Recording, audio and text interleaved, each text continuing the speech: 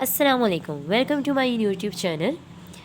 आज का जो हमारा टॉपिक है वो है formula unit. All ionic compounds are represented by their formula unit. जितने भी आयोनिक कंपाउंड्स होते हैं वो फार्मूला यूनिट से डिराइव किए जाते हैं या रिप्रेजेंट किए जाते हैं। आयोनिक कंपाउंड्स क्या हैं? तमाम वो एटम जो कि इलेक्ट्रॉन्स को लूज़ करते हैं या गेन करते हैं उनको क्या कहा जाता है? Ionic compound. जब भी किसी एटम पर जब चार्ज लगता है तो चार्ज किस वजह से लगता है? किस वजह से? जब वो इलेक्ट्रॉन लूज़ करता है या गेन करता है। तो जब किसी एटम पर हमारे पास चार्ज लग जाता है तो उसे हम आयन कहते हैं।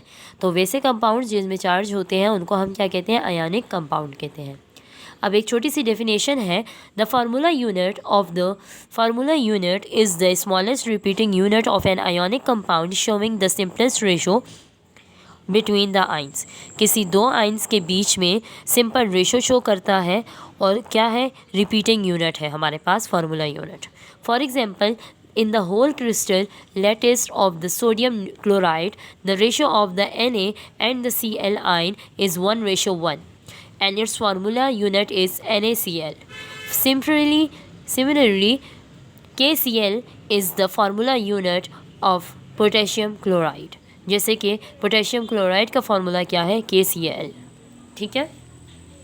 नेक्स्ट है हमारे पास molecular mass and the formula mass. Molecular mass, the molecular mass is the sum of the relative atomic masses of the atoms present in the molecule. Relative atomic masses हमने पीछे पढ़ा है। ठीक है। किसी भी एक मॉलिक्यूल में जितने एटम्स प्रेजेंट होते हैं उनके बीच में जितने atomic masses relative atomic mass होता है उनके सम को हम क्या कहते हैं? Molecular mass. Molecular mass is the sum of the relative atomic masses of the atom present in the molecule. ठीक है। Molecular mass of the substance can be calculated by adding the relative atomic mass of the atom in one molecule of the substance. किसी भी एक substance के molecule में जितने भी relative atomic masses होते हैं जब उनकी हम एडिशन करते हैं या उनको ऐड करते हैं तो क्या बनता है? मॉलिक्यूलर मास बनता है। ठीक है।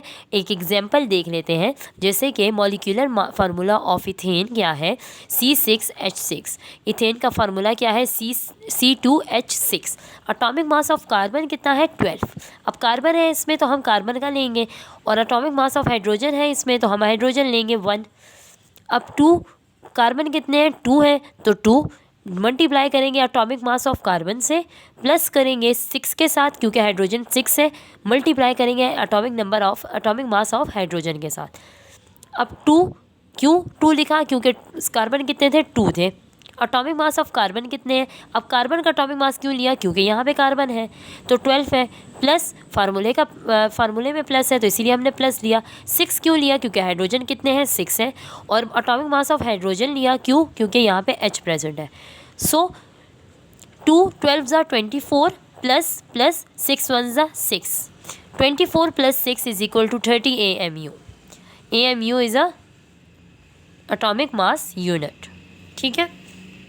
देन हमारे पास है formula mass. Formula mass is the sum of the atomic masses of the ions atoms present in the formula unit of an ionic compound. जितने भी आयोनिक एटॉमिक मासेस होंगे किसी भी आयन के, उनके सम को जब हम सम करेंगे तो उसे क्या होगा? वो क्या खिलाएगा? Formula mass. जैसे कि यहाँ एग्जांपल देख लें, NaCl है तो Na कितना है? सोडियम कितना है? 1। एटॉमिक मास ऑफ NaCl कितना? Na कितना है? 23।